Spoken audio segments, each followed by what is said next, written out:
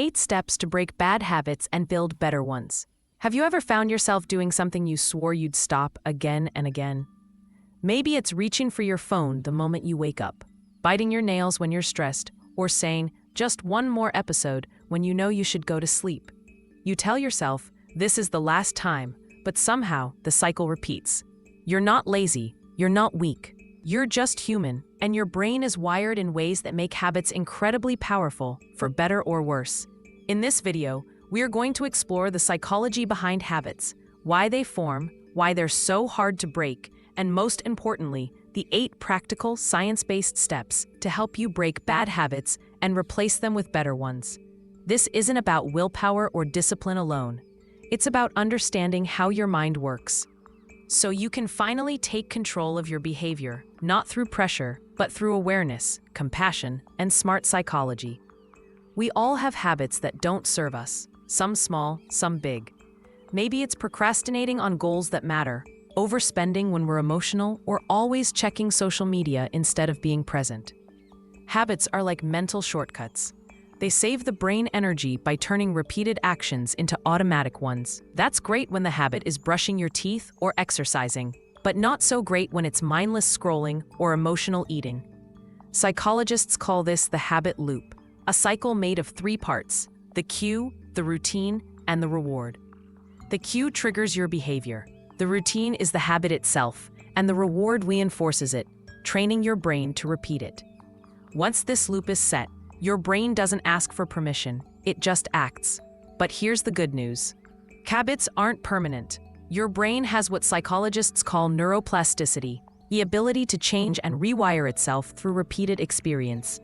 That means every time you choose differently, every time you interrupt the loop, you're literally reshaping your brain. So, how do you do it? Let's walk through the 8 steps to break bad habits and build better ones, step by step, mind by mind. Step 1. Identify the habit's trigger.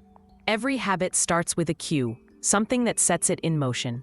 It might be emotional, environmental, or even social.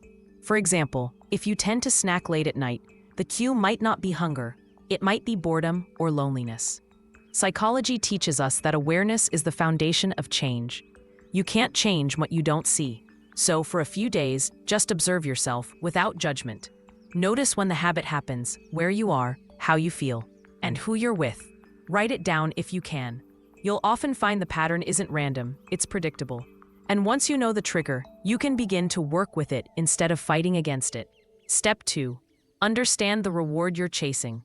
Habits exist because they offer a reward, even bad ones. Your brain doesn't care if the habit is good or bad. It only cares whether it brings comfort or relief. Maybe scrolling through social media numbs your stress, or gossiping makes you feel connected. To change the habit, you must understand what your brain is really craving. Is it distraction, comfort, a sense of control? Once you find the true reward, you can look for a healthier way to get it. For instance, if you smoke to reduce anxiety, deep breathing or a short walk can give your brain the same calming effect, without the harm. Step 3. Make the habit harder to do.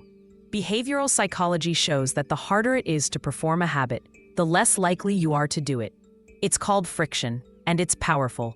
If you always reach for your phone in bed, put it in another room before sleeping. If you binge on snacks, don't buy them in the first place. When you create a little distance between the urge and the action, you give your conscious mind time to catch up, to choose differently. And that's where freedom begins. In the pause between impulse and response. Step 4.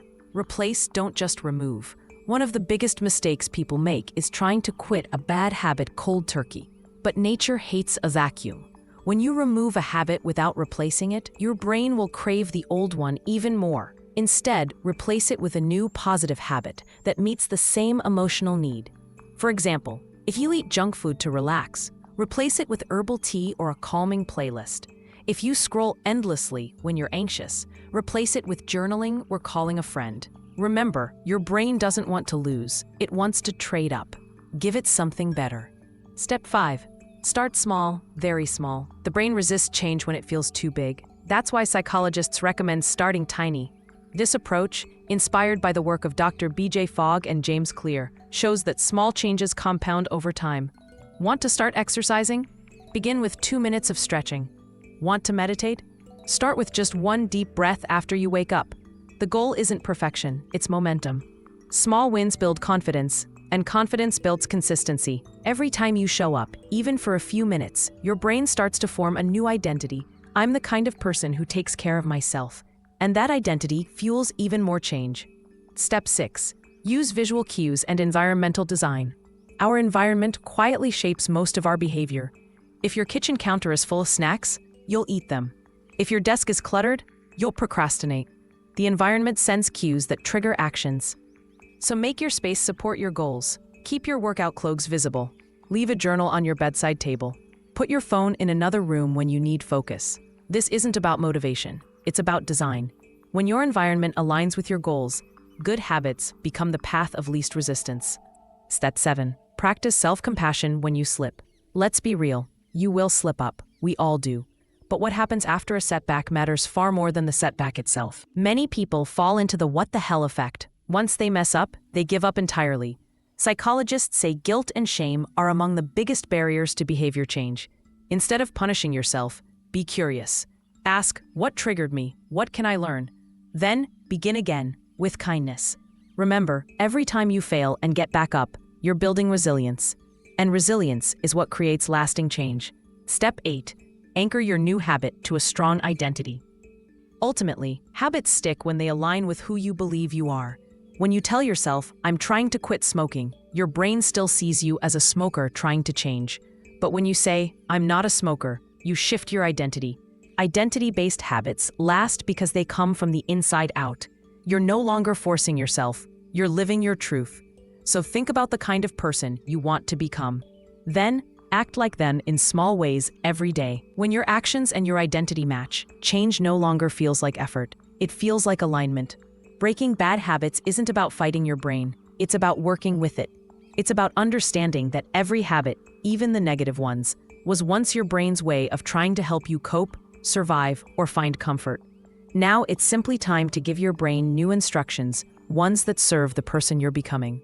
You're not broken. You're just rewiring. And that's something to be proud of. So take a moment to reflect. Which habit in your life needs healing, not punishment? What new pattern could you gently begin today? Even the smallest change matters. If this video helped you see your habits differently, please take a second to like this video. It helps more people discover it. Share it with someone who's trying to change too, because we grow better together. And if you haven't already, subscribe to the channel for more psychology-based content that helps you understand your mind and live a more intentional, peaceful life. Remember this, you don't have to be perfect to change. You just have to start. And every small step you take toward awareness, discipline, and self-compassion brings you closer to the best version of yourself. Let's keep growing together.